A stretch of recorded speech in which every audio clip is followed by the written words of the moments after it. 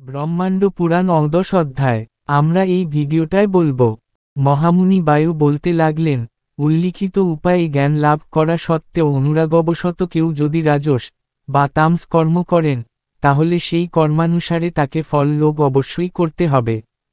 সুকর্ম অনুষ্ঠান করলে স্বর্গে সেই সুকৃতির ফল ভোগ করবেন, তবে স্বর্গলোকে ফলভোগ করার পর সর্বশ্রেষ্ঠ পুরুষটিকে আবার মনুষ্যলোকে নরজন্ম ভোগ করতে হবে। অতএব পরমসূক্ষ্ম পরব্রহ্ম শাশ্বত ব্রহ্মেরই সেবা করা উচিত। যজ্ঞ পরিশ্রমসাধ্য ও ব্যয়বহুল হয়ে থাকে। এর ফল হল বারবার মৃত্যুর বশ্যতা। তাই মোক্ষই হল পরম সুখ। যে ব্রহ্মজ্ঞপরায়ণ ব্যক্তি বিশ্ব পাদশিরোগ্রীবা সম্পন্ন, বিশ্বেশ্বর, বিশ্বভাবন, বিশ্বখ, বিশ্বরূপী, বিশ্ববন্ধ, বিশ্বমাল্য ও বিষাম্বরধারী প্রভু পুরুষের ধ্যানে সংযুক্ত, শত শত মনন্তরেও তাকে অভিভূত করা যায় না। এক এবং একমাত্র যোগের দ্বারাই তার সাক্ষাৎ মেলে। যিনি পঞ্চেন্দ্রিয়ের অধীনস্থ হবেন না বলে অতিরিক্ত সতর্ক অবলম্বন করেন, যিনি সূক্ষ্ম থেকেও সূক্ষ্ম, মহান থেকেও মহান, যিনি কবি, পুরাণকার, অনুশাসক, এই গুণান্বিত নিরিন্দ্রিয় সুবর্ণপুরুষের সাক্ষাৎ যোগের সাহায্যেই পাওয়া যায়, চক্ষু দ্বারা নয়।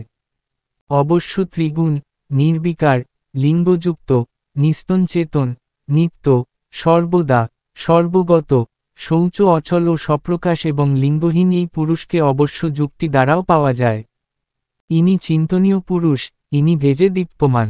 এর হস্ত, পদ, উদর, পার্শ্ব, জিরা কিছুই নেই। ইনি অতীন্দ্রিয় অভিসুক্তা এবং এক। ইনি চক্ষুশূন্য, তবু দর্শন করেন। ইনি কর্ণবিহীন, তবু শ্রবণ করেন। তার বুদ্ধি না থাকলেও এই জগতে তার অবদ্ধ কিছুই নেই।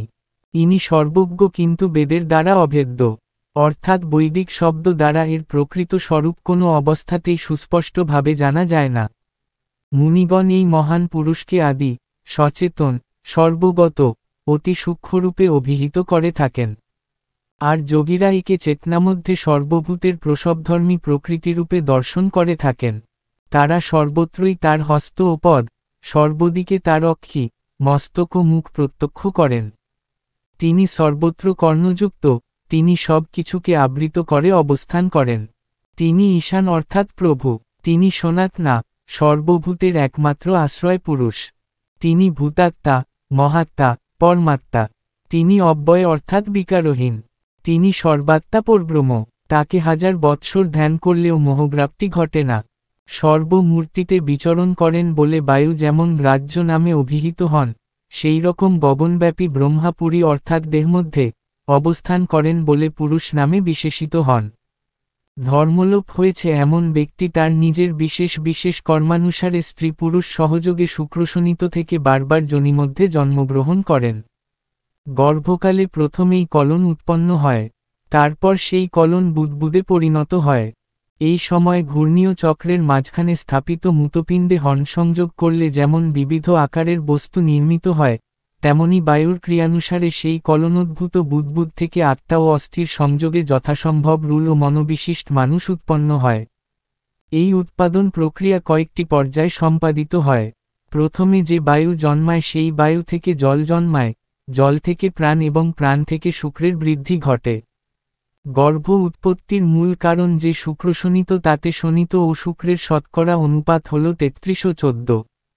এই শুক্রশোণিতভুক্ত উভয় বস্তুই গর্ভমধ্যে অর্ধপলভাগ প্রবেশ করে ও পঞ্চবায়ু দ্বারা আবৃত হয়। এরপর যখন পিতামাতার শরীর অনুসারে অঙ্গ প্রত্যঙ্গাদি উদ্ভূত হয়, তখন থেকে মাতা যে আহার গ্রহণ করে ও যে পানীয় পান করে সেই সব খাদ্যদ্রব্যাদি নাড়ি নাড়ি দ্বারা ভ্রূণের শরীরে প্রবেশ করে ও তাকে জীবিত রাখে। এইভাবে ৯ মাস অবধি তাকে জীবিত রাখে। এইভাবে ৯ মাস অবধি দ্রুলটি সমস্ত শরীর দিয়ে নিজের মস্তক ও উদরকে বেষ্টিত করে অতি কষ্টে অতিবাহিত করে। তারপর ১০ মাস পূর্ণ হলে নিম্নমুখ হয়ে যোনিছিদ্র দিয়ে নির্গত হয়। শিশুটি জন্মগ্রহণ করার পরেও যদি পাকধর্মী আচরণ করে তাহলে তাকে অসিপত্রবন ও শালী ছেলভেদ প্রভৃতি দুঃসহ জাতনাম ঘোর কুম্ভীপাক নরকে গমন করতে হয়।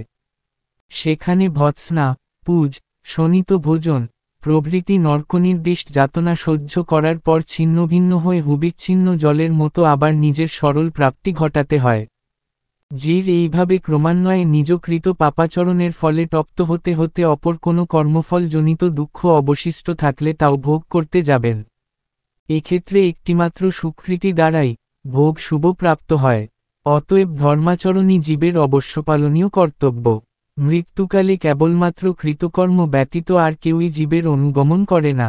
যারা অধর্ম আচরণ করেন তারা নিয়তি সমন ভবনে বিভিন্ন দেহ ধারণ করে চিৎকার করতে থাকেন, অনিষ্টকর কর্মের জন্য বহুবিধ চরম অধর্ম যাতনা সহ্য করতে করতে তাদের শরীর ক্রমশ শুষ্ক হতে থাকে।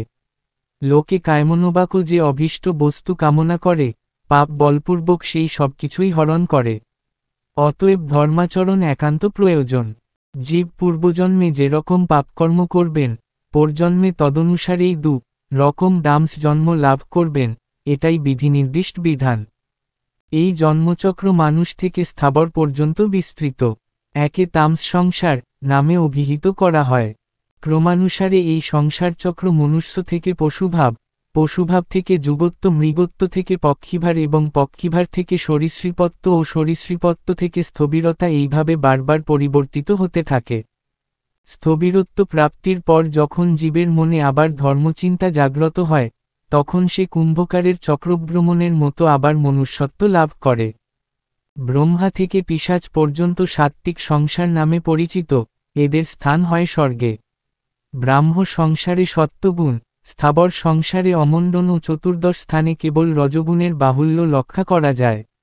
আপনাদের মনে আশঙ্কা হতে পারে, বেদনার্ত দেহি কিভাবে কর্মের অবসানে পরম ব্রহ্মকে স্মরণ করবেন, তবে জেনে রাখুন, তারা সংস্কারবশত পূর্বধর্মের ভাবনার প্রেরণায় মনুষ্যত্ব লাভে সমর্থ হন। অতএব ধর্মচরণই নিয়ত কর্তব্য। ব্রহ্মাণ্ড পুরাণ 14 অধ্যায় আমরা বলব। বায়ু বললেন, এইভাবে 14 প্রকার সংসার জানার পর সংসারচক্রে পরিভ্রমিত ব্যক্তি স্বাভাবিক নিয়মেই সংসার ভয় পীড়িত হয়ে পড়েন। সেক্ষেত্রে এই ভয় থেকে মুক্তি পাবার জন্য ওই ব্যক্তির এমন কর্ম আচরণ করা কর্তব্য যা দ্বারা আত্মদর্শন হয়। এজন্য যোগমুক্ত ও ধ্যানপরায়ণ হওয়া উচিত। আত্মাই হল সংসারের আদিভূত জ্যোতিস্বরূপ এবং সর্বোত্তম সেতু বিশেষ। এই আত্মা সকল ভূতের ধারক। এই আত্মা শাশ্বত। সংসার সমুদ্রের সেতুস্বরূপ, অগ্নিস্বরূপ, বিশ্বম্মুখ, সর্বভূতের হৃদয়স্থিত এই আত্মাই যোগবিধানজ্ঞ ব্যক্তির উপাস্য। আত্মোপাসনার বিশেষ পদ্ধতি আছে। প্রথমে সম্যক সূচি ও তর্গত চিত্তে হৃদয়স্থিত বৈষ্ণবের স্মরণ করে 8টা আহুতি দান করতে হয়।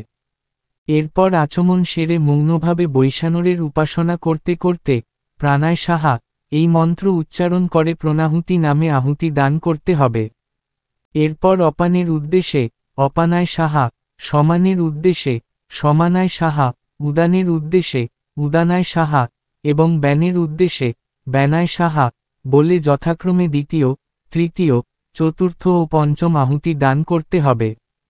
এরপর যা অবশিষ্ট থাকবে তা ইচ্ছেমতো ভোজন করে একবার জলপানপূর্বক 3 বার আচমনের পর হৃদয় স্পর্শ করতে হবে। অনুভব করতে হবে আত্মপ্রাণের গ্রন্থি, আত্মা বিষান্তক রুদ্র, আত্মা রুদ্রেরও প্রাণ। এইভাবে চিন্তা করার সময় নিজের তৃপ্তিবিধানের উদ্দেশ্যে বলতে হবে, তুমি সুরজ্যেষ্ঠ, উগ্র, চতুর ও ইন্দ্র, তুমি আমাদের মৃত্যু সংহারক, তোমাদের উদ্দেশ্য অর্পিত এই হবিও আমাদের মঙ্গল করুক। এই বলে হৃদয় থেকে আরম্ভ করে দক্ষিণ পদাঙ্গুষ্ঠে দক্ষিণ হস্ত স্থাপন করে নাভি স্পর্শ করবেন, তারপর আবার জল স্পর্শ করে নিজের শরীর স্পর্শ করে 2 চক্ষু, নাসিকা, 2 কর্ণ, হৃদয় ও মস্তককে যথাক্রমে স্পর্শ করতে হবে। প্রাণ ও আপান 2ই আত্মস্বরূপ। এর মধ্যে প্রাণবায়ু অন্তরাত্মাস্বরূপ ও আপানবায়ু বহিরাত্মস্বরূপ। অস্ত্র হল প্রাণ আর আপান। মৃত্যু ও জীবিত স্বরূপ অন্নকে ব্রহ্মজ্ঞান করতে হয়। অন্নই প্রজা উদ্ভবের কারণ, অম্ল থেকে ভূতজ্ঞানের উৎপত্তি ও স্থিতি। অন্য দ্বারাই ভুবনের বৃদ্ধি। অন্য বৃদ্ধিকারক বলেই এরূপ নামকরণ হয়েছে। এই অন্য অগ্নিতে আহুত বলে দেব, দানব, গন্ধর্ব, যক্ষ, রাক্ষস ও পিশাচগণ তা ভক্ষণ করে।